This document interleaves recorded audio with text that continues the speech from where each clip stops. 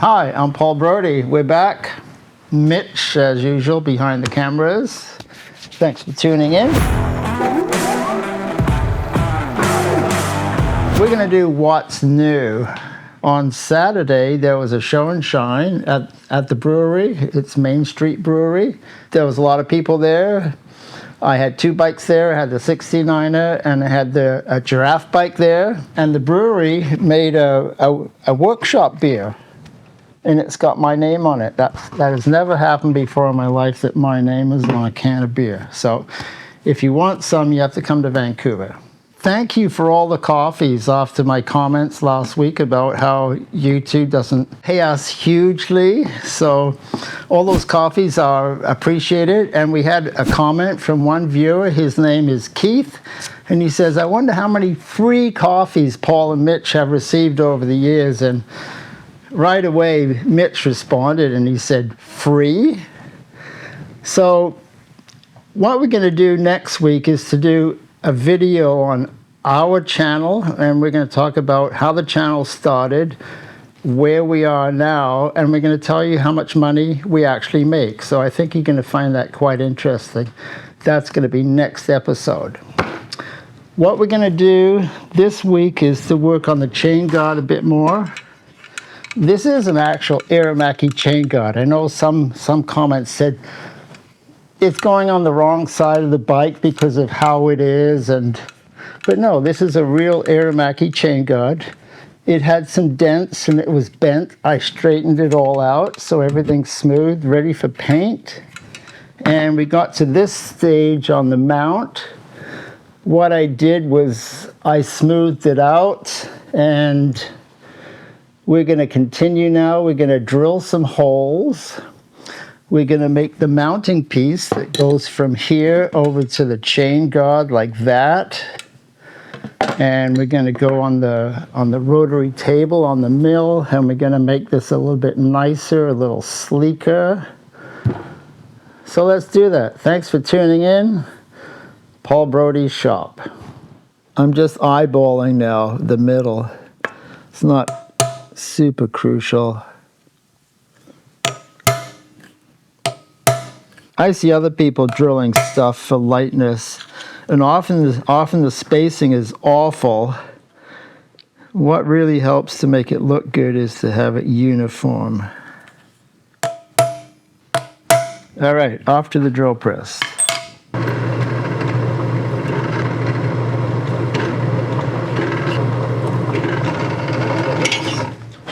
I think I want a glove. There's been a lot of discussion whether or not to have gloves. I want a glove in this instance. Otherwise, my hand feels really, really, really naked. I'll just keep my fingers way away.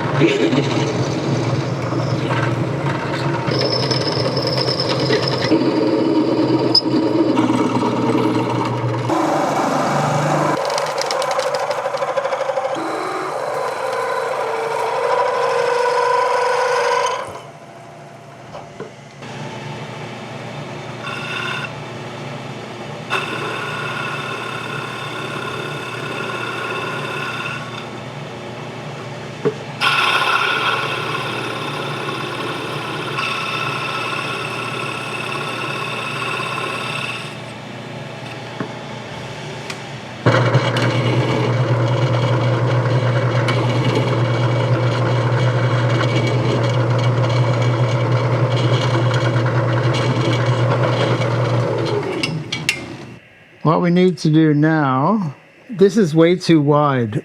I'm going to counter bore for the Allen screws. I want them to sink down. I want that's about how far I want them to go. And then the excess thread, it gets cut off. And then we're going to go to the rotary table on the mill. And this is what the other side looks like. So I'm going to do something like this, but it won't be exactly the same. You see how that's done on the rotary table? End mill come in there and go around. Well, this is larger, so we're going to see what happens. And the first step is the counter bore for the Allen screw. So let's go back to the drill press and do a little counter bore. Okay, this is my homemade tool. I just took a drill bit and I ground it down. I heard that when you buy a real counter borer for the head of an Allen screw, they're expensive. So anyway, I got my own homemade one.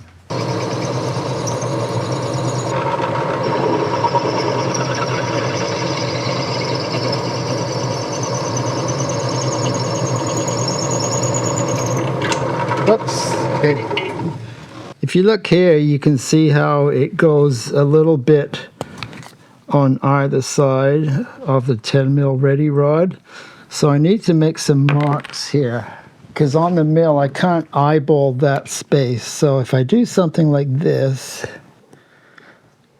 and this is just by eyeball,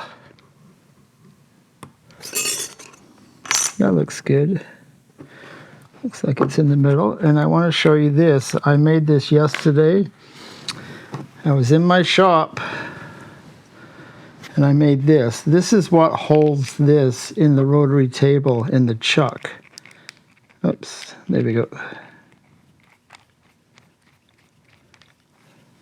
That gets held in the 3-jaw chuck, and then this turns around, and then the end mill comes here, and we're gonna save some weight. Everything's locked.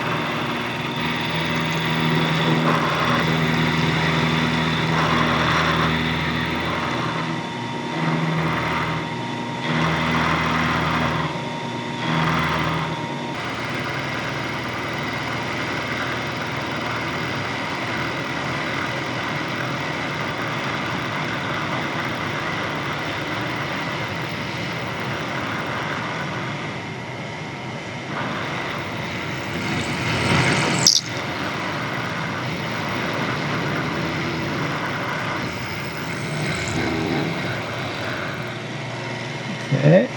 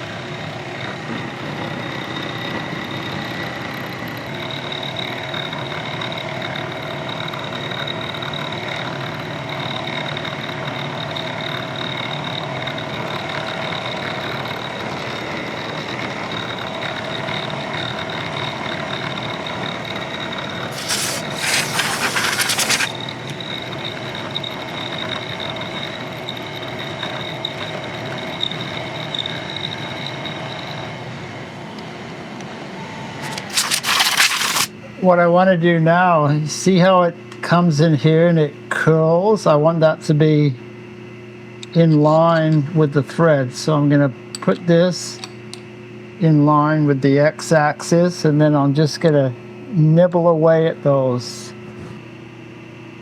Okay, I've lined up this with the slots in the table. I'll lock this.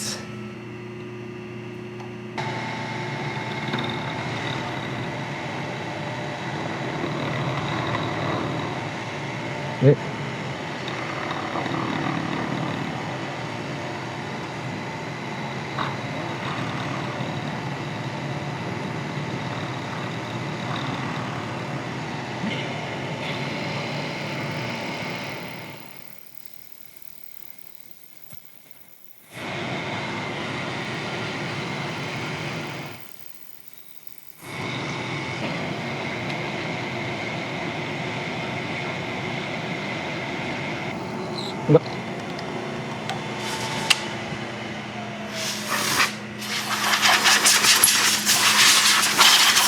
This little Aermacchi is slowly coming together. On those fender mounts I made, I got them nickel plated, and now I have to paint the fender, and then that all goes together. Well, that turned out okay. There's a little bit of a, that's about that turned out nice, because that is right in line with that. If I take a file and I file off that, so there, that's what it looks like. Let's go do a little bit of, oh, there's a burr there. Anyway, I got some sanding to do. I'll get it polished up. Let's go see what it all looks like, and then we'll work on the spacer on the top, okay?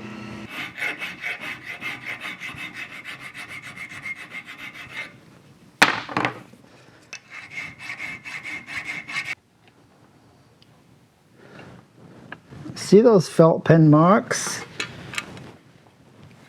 I think that's where this goes. Here, let me just tighten this up a little bit. Hold it better. There we go.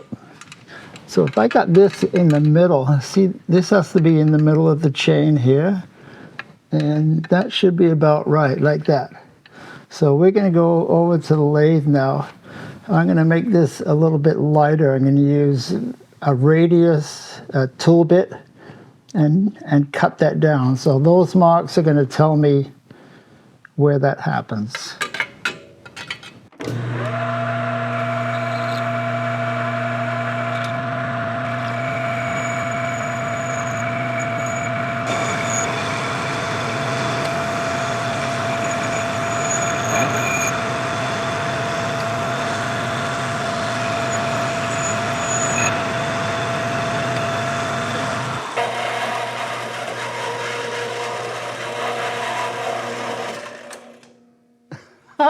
Good catch.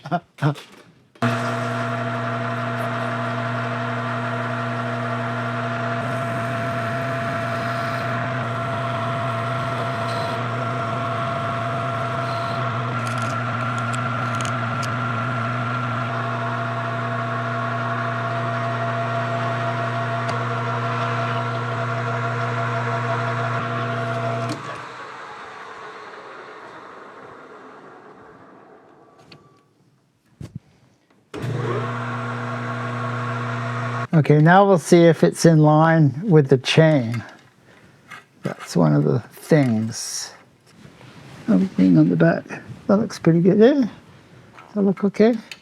And then here it's a little close to the chain, so we need to bend it like that. And this has to come out a little bit. Like that has to be like that. So I need to bend this a little bit, but that's okay. I'm looking at the arc here. This could be back a little bit. I could always make an offset piece here, do something like that. Because this is in line with the shock and that looks the best. Okay, well, that's gonna work. So we need to make this thing now. So I'm gonna take a piece of tubing. This is 1.5 inches, so I need the tubing to have an ID of 1.5 inches, and then I'm going to do a half circle, a little piece that comes up here, a little TIG weld, and I think just a hose clamp because it's temporary, and the clamp will hang down because I got a lot of room under here for the chain. This still needs to be adjusted. Okay.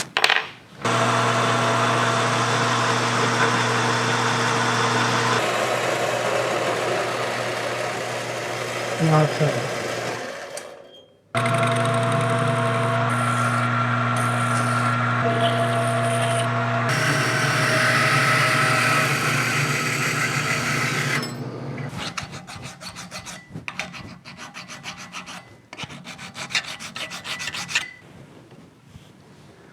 See how that fits?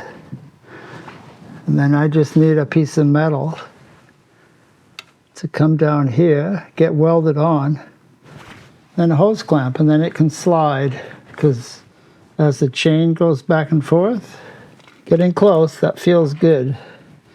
Be nice to get this bike all wrapped up. And we still have to go off to the dyno. So that's gonna happen in, I don't know, a month maybe. Go see how much horsepower this little bike makes. Should be about 35, maybe a little bit more, I'm not sure. Okay, I've got a short piece because that's easier. And so it's got to come in, what is that? 1/4 of an inch, something like that.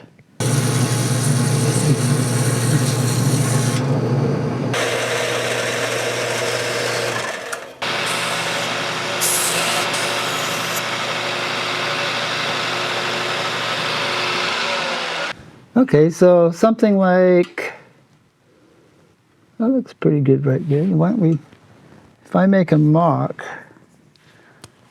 let me know the angle.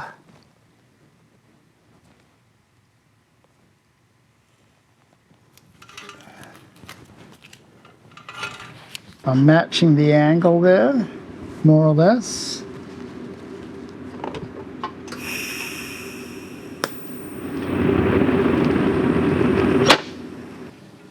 Oh, look at that. Well, that turned out nice.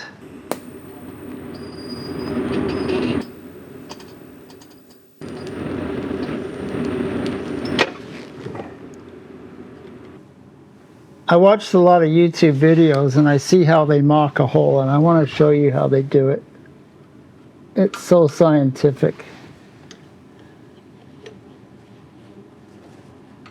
So that's the center line. That's what they do. They just do that.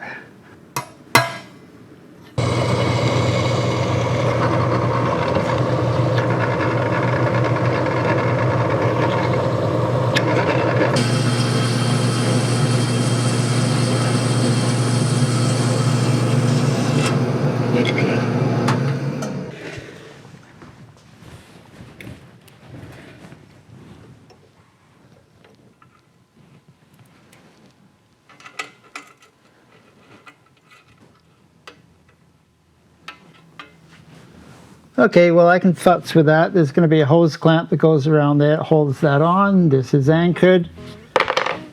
Whew.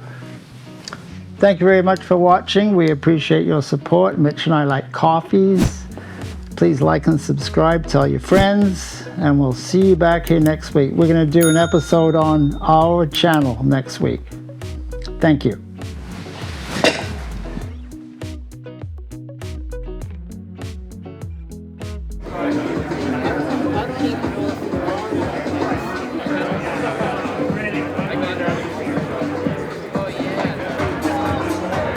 I think we would have loved this.